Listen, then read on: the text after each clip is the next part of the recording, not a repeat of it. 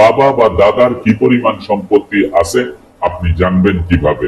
জানার সহজ উপায় নিয়ে বিস্তারিতভাবে আলোচনা করব।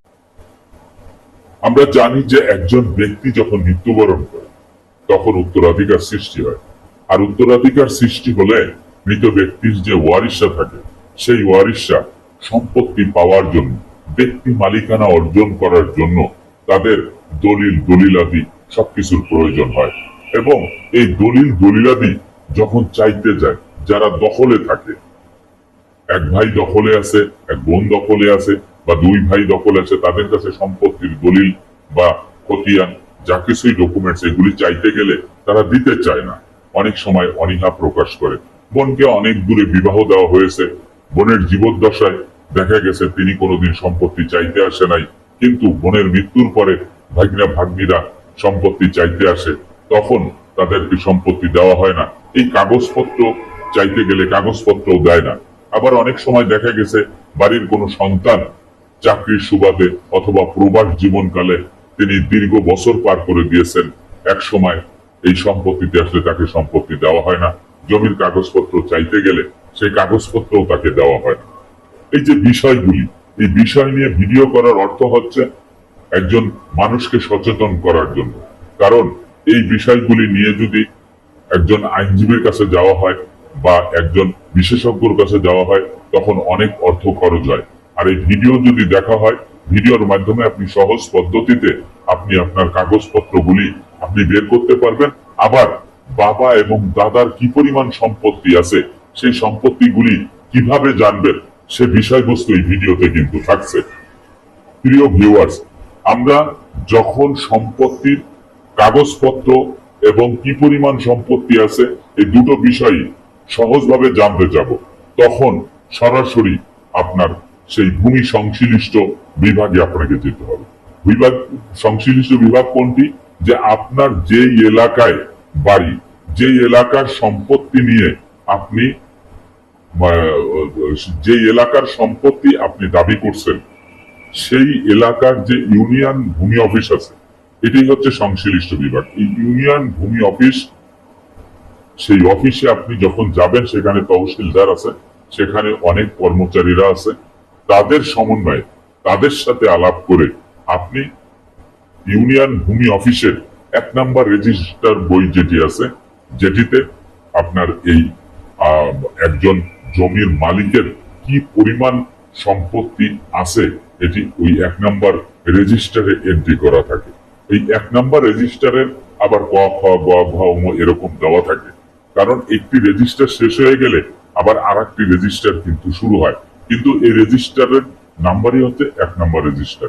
এই রেজিস্টারে যদি আপনি যদি আপনার বাবার সম্পত্তি যদি আপনি তল্লাশি দিতে চান যে আপনার বাবার কি পরিমাণ সম্পত্তি আছে, তাহলে আপনি ওই 1 নম্বর রেজিস্টারে আপনি তল্লাশি দিবেন। আপনি নিজেও দিতে পারেন অথবা ওখানে যারা আছে তাদের সহযোগিতায় আপনি ওখানে যে সার্ভিস চার্জ আছে সেটি দিয়ে আপনি তল্লাশি দিবেন।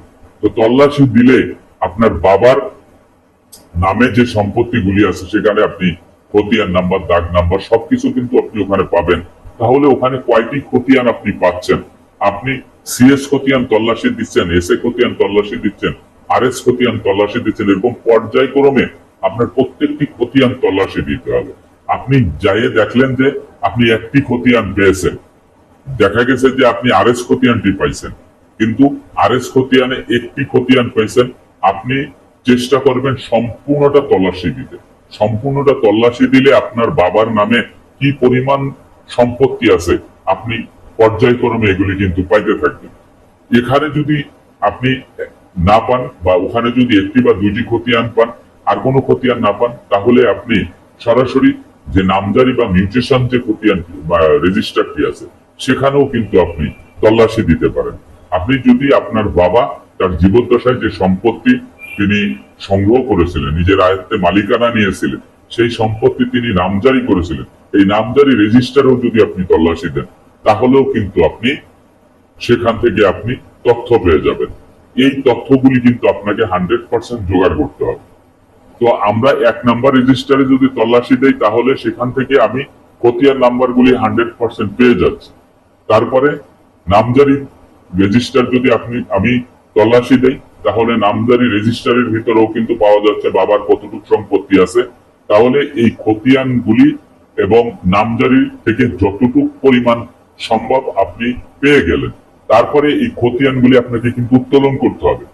আপনি ইউনিয়ন ভূমি অফিসে যদি খতিয়ান নাম্বার পেয়ে যান বা কোনো খতিয়ান যদি পান, তার সূত্র ধরে আপনি কিন্তু উপজেলা ভূমি অফিসে গিয়ে বাকি খতিয়ানগুলি আপনি তুলতে পারবেন। আমরা ধরে নিলাম যে আপনি একটি বিআরএস খতিয়ানের কপি পেয়েছেন। এই বিআরএস খতিয়ানের কপির সূত্র ধরে আপনি কিন্তু উপজেলা ভূমি অফিসে গিয়ে বাকি খতিয়ানগুলি তুলতে পারবেন। আবার ডিসি রেকর্ড রুম থেকেও কিন্তু আপনি খতিয়ানগুলি তুলতে পারবেন। তাই সকল খতিয়ানগুলি যখন আপনি তুলবেন, তখন কিন্তু আপনি বুঝে যাবেন যে আপনার বাবা কতটুকু সম্পত্তি রেখে গেছে, কি পরিমাণ সম্পত্তি রেখে গেছে। নামজারি খতিয়ানের মধ্যে যায় যখন আপনি নামজারি রেজিস্টারে যখন আপনি তল্লাশি দিবেন, সেই রেজিস্টারের মধ্যেও কিন্তু পেয়ে যাবেন একদম সঠিকভাবে যে আপনার বাবার কি পরিমাণ সম্পত্তি ছিল এবং সেই সম্পত্তি সম্পূর্ণ নামজারি করা ছিল কিনা। যতটুকু নামজারি করা ছিল ওই অতটুক পরিমাণ সম্পত্তির তথ্য কিন্তু আপনি পেয়ে গেলেন। এইভাবে আপনি তথ্যগুলি সংগ্রহ করে তারপরে আপনাকে কিন্তু কাগজপত্র উত্তোলন করতে হবে। তা আমি যে কথাগুলি বললাম যে আপনি উপজেলা ভূমি অফিস এবং ডিসি রেকর্ড রুম, এখান থেকে আপনি কিন্তু নামজারি খতিয়ানও আপনি তুলতে পারবেন। আপনি সিএস খতিয়ান, এসএ খতিয়ান, আরএস খতিয়ান, হালনাগাদ যে খতিয়ানটি হয়েছে, এই সকল খতিয়ানটা কিন্তু আপনি সেইখান থেকে আপনি তুলতে পারবেন। এই খতিয়ানগুলি তোলার পরে আপনি নিজে যদি না বোঝেন, তাহলে একজন যিনি বুঝমান লোক, যে কাগজ সম্পর্কে বোঝে, তার শরণাপন্ন হয়ে আপনি দেখালে আপনার বাবা কতটুকু সম্পত্তি রেখে গেছেন সবকিছু সেখানে আপনি পেয়ে যাবেন। এই সম্পত্তি যদি ফিরে পেতে হয়, তাহলে আপনাকে কিন্তু ইউনিয়ন পরিষদের যিনি চেয়ারম্যান আছে আর শহর হলে ওয়ার্ড কাউন্সিলর, এদের কাছ থেকে আপনার সরাসরি ওয়ারিশ কায়েম সনদ নিতে হবে। তো ইউনিয়ন পরিষদের চেয়ারম্যানরা এখনো বলবৎ, যেহেতু অন্তর্বর্তীকালীন সরকার, তারা কিন্তু এখনো পর্যন্ত বলবৎ আছে। তাদের কাছ থেকে আপনি ওয়ারিশ কায়েম সনদ নিতে পারবেন। আর ওয়ার্ড কাউন্সিলর তিনি কিন্তু অলরেডি তাকে কিন্তু অব্যাহতি দেওয়া হয়েছে, সেখানে প্রশাসক বসানো হয়েছে, তাদের কাছ থেকে নিতে পারবেন। এই কাগজপত্র নিয়ে আপনি সরাসরি আপনি কিন্তু একজন আইনজীবীর মাধ্যমে দেওয়ানি আদালতে গিয়ে আপনি একটি বাটোয়ারা মামলা দিতে পারবেন। বাটোয়ারা মামলাটি দিলে আপনার সম্পত্তি আপনি ফিরে পাবেন।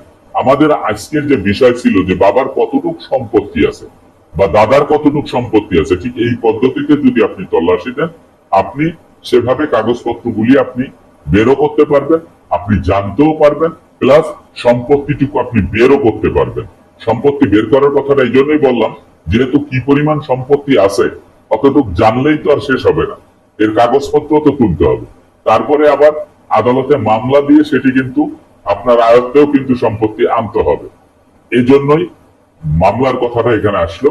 আপনি মামলা দেওয়ার পরে যখন জাজমেন্টে আপনার কাছে চলে আসবে, তখন আপনি যে পরিমাণ সম্পত্তি পেয়েছেন এই জাজমেন্টের কপি আর যে কাগজগুলি তুলছিলেন তার একটি ফটোকপি দিয়ে এসিল্যান্ড অফিস থেকে আপনি নামজারি করে একক মালিকানা অর্জন করে শান্তিপূর্ণভাবে বসবাস করবেন